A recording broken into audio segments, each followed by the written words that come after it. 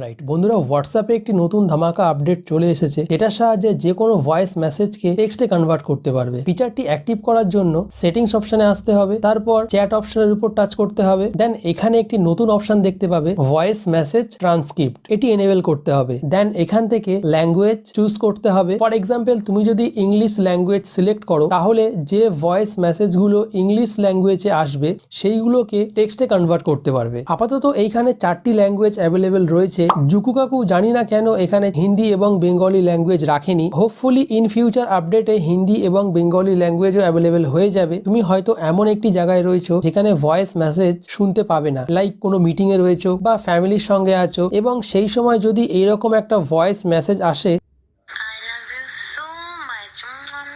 it's very shameful, right? So use this feature. Simply voice মেসেজটাকে tap করে hold করো, তারপর 3 ডটের উপর টাচ করো, ট্রান্সক্রিপ্ট অপশনটি পেয়ে যাবে।